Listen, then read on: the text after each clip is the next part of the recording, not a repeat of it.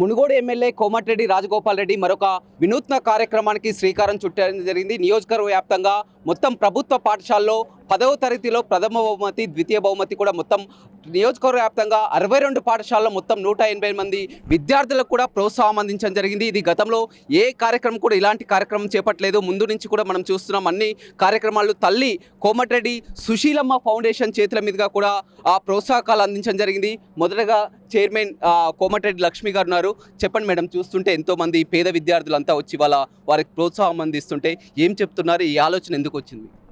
అంటే ఈరోజు ఇప్పుడు చాలా వరకు పిల్లలందరినీ ప్రైవేట్ స్కూల్స్కి పంపిస్తున్నారు.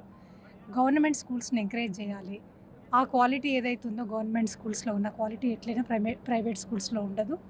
అందరూ తప్పకుండా గవర్నమెంట్ స్కూల్స్లలోనే జాయిన్ చేయాలని చెప్పి ఎంకరేజ్ చేయడానికి ఫస్ట్, సెకండ్, థర్డ్ ర్యాంక్స్ వచ్చిన పిల్లలందరికీ వాళ్ళందరికీ కూడా మనము నగదు బహుమతి లాగా ఇచ్చి వాళ్ళందరికీ ఎంకరేజ్మెంట్ చేయడానికి. ఇది ఒక్క కార్యక్రమే కాదు, సుశీల ఫౌండేషన్ పేరు మీద అనేక కార్యక్రమాలు కూడా చూస్తూ ఉన్నాం. వరుసగా కూడా ఆ వైద్యం కానీ, విద్య కానీ ఇలాంటి కార్యక్రమాలు. అంటే ఈ రోజు చెప్పాలంటే మనకు సాటిస్ఫాక్షన్ దొరికేది దేంట్లో? ఇటువంటి కార్యక్రమాలు చేస్తేనే సాటిస్ఫాక్షన్.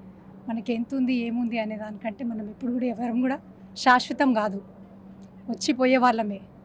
మనకున్న దాంట్లో మనం చేసుకోగా కొంచెం పక్క వాళ్ళకు కూడా కొంచెం చేసి స్ఫూర్తిని ఇచ్చినట్టయితే మనకు ఒక సాటిస్ఫాక్షన్ దొరుకుతుంది తప్పకుండా. అందు గురించి అని చెప్పి రాజగోపాల్ రెడ్డి గారు ఎప్పుడు కూడా అంటే ఇది ఒకటి విద్య అనే కాదు, విద్య, ఆరోగ్యం, ఇన్ఫ్రాస్ట్రక్చర్ అయితే ఏంటి, మన మునుగోడు ప్రాంతంలో పవర్ కానీ, వాటర్ కానీ ఎటువంటి సమస్యలు లేకుండా చేయాలనేది ఆయన ఆశయం.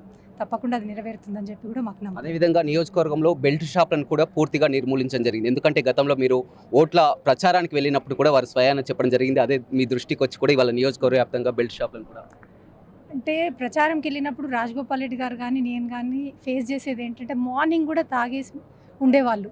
అంటే వాళ్ళకు కొందరు చదువు లేక పాపం వాళ్ళకి తెలియక పొద్దున్నుండే తాగేసి అంటే కుటుంబాన్ని చూసుకోక ఆ కుటుంబం ఎన్నో బాధలు అనుభవిస్తుంటే చూసినాం. కాబట్టి బెల్ట్ షాపులను ఫస్ట్ నివారించాలని చెప్పి రాజగోపాల్ రెడ్డి గారు కంకణం కట్టుకొని అది చేసిండ్రు. అది కూడా పర్ఫెక్ట్గా జరిగింది. ఇంకా ముందు కూడా చేసే కార్యక్రమాలన్నీ కూడా ఈ జిల్లా లీడర్స్ అయితే వీళ్ళందరి ప్రోత్సాహంతో తప్పకుండా ప్రతి ఒక్కటి సక్సెస్ఫుల్గా చేస్తారని చెప్పి. ఈ మధ్య కాలంలో ఎమ్మెల్యే గారు కూడా మొత్తం ప్రతినిత్యం కూడా మునుగోడు నియోజకవర్గంలో ఉంటున్నాడు. ఎక్కువగా మునుగోడుతోటే గడుపుతున్నటువంటి పరిస్థితి ఉండాలి. మరి రాజగోపాల్ రెడ్డి గారు లాంటి దేవుడు అలాంటి ఆయనకు గుణం ఇచ్చిండు.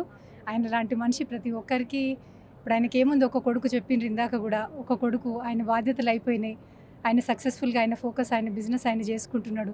రాజగోపాల్ రెడ్డి గారికి మునుగోడు ప్రాంత ప్రజలే ఆయన పిల్లల్లాగా భావించి ఆయన ఈరోజు ఎంతో చేయాలనుకుంటున్నారు, చేయాలి కూడా. రైట్. అదేవిధంగా ఆ ఎమ్మెల్యే గారు ఉన్నారు. చెప్పండి, ఇది మీకు ఎందుకు ఈ ఆలోచన? మొదటి నుంచి కూడా మీరు చెప్తున్నటువంటి ప్రకారం వాళ్ళంతా కూడా గ్రామీణ విద్యార్థులంతా వచ్చి ప్రోత్సాహం అందిస్తున్నటువంటి పని. రమేష్, మీరు గత 18 నెలలుగా చూస్తారు కదా, మేము ఎడ్యుకేషన్ డిపార్ట్మెంట్ మీద రివ్యూ చేసినప్పుడు ఎప్పుడు కూడా వాళ్ళు మాట్లాడేది ఏంటంటే ఇక్కడ ఉపాధ్యాయులు కానీ, డిఓలు, ఎంఈఓలు ఏం మాట్లాడుతుంటే స్ట్రెంత్ తక్కువ ఉందని అంటుండ్రు. కొన్ని స్కూల్స్ పెద్ద పెద్ద గ్రామాల్లో, మేజర్ గ్రామ పంచాయతీలో స్కూల్కు 4-5 ఎకరాల స్థలం ఉంది, కానీ మౌలిక వసతులు లేవు. బాత్రూమ్స్ కానీ, క్లాస్ రూమ్స్ కానీ, కాంపౌండ్ వాల్ కానీ, గ్రౌండ్ కానీ ఇవన్నీ లేవు.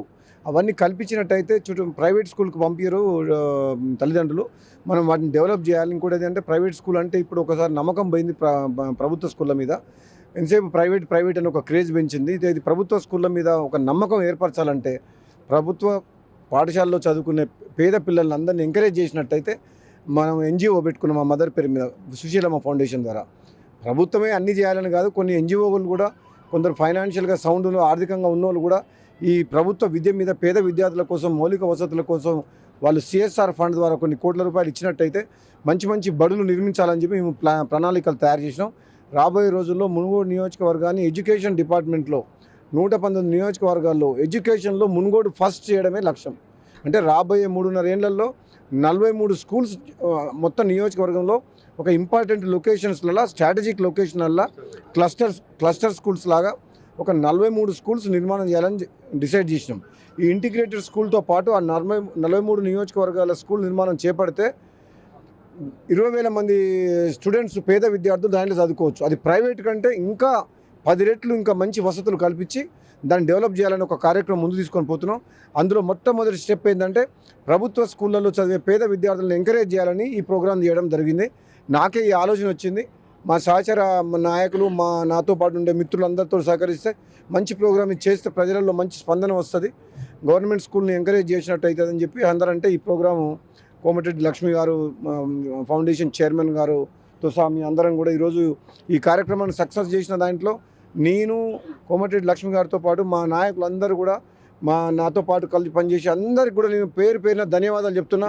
మంచి ప్రోగ్రాం ఒకటి చేసిన ఇటువంటి కార్యక్రమాలు ఇంకా రాబోయే రోజుల్లో తప్పకుండా మనం పేద విద్యార్థుల కోసం పేద తల్లిదండ్రులను ఆదుకుంటేందుకు కార్యక్రమాలు చేయాలని చెప్పి కూడా నేను కోరుకుంటున్నాను. తరచూ రివ్యూలు చేస్తున్నారు, గ్రామాల్లో పర్యటిస్తున్నారు, ఏ సమస్య ఉన్నా కానీ వెంటనే పరిష్కారం చూపే మీరు అంటే ఇది రమేష్ ఒక్క మాట చెప్తా, ప్రభుత్వం ఉంది, గతంలో నేను ఎమ్మెల్యేగా గెలిచిన ప్రభుత్వం లేకపోవడం వల్ల వాళ్ళు ఏదైతే ఆశించారో మా మునుగోడు ప్రజలు అది చేయలేకపోయినా ఈసారి కాంగ్రెస్ పార్టీ ప్రభుత్వం ఉంది, శాసనసభ్యునిగా ఈ ప్రాంతంలో ముఖ్యమైన సమస్యల మీద నేను ఫోకస్ చేసి ఈ కాన్స్టిట్యున్సీని అన్ని రంగాల్లో ముందుకు తీసుకొని పోయి అందరికీ ఎవరికైతే సంక్షేమ పథకాలు అందే విధంగా అభివృద్ధిని కూడా ముందుకు తీసుకుపోవాలి, రైతులను కూడా ఆదుకోవాలి, సాగునీటి ప్రాజెక్టులను కంప్లీట్ చేసి వైద్యం విషయంలో కూడా ఎక్కువ ఫోకస్ చేయాలని చెప్పి నేను ఇప్పుడు ఈ మధ్యన బాగా కష్టపడుతున్నాను.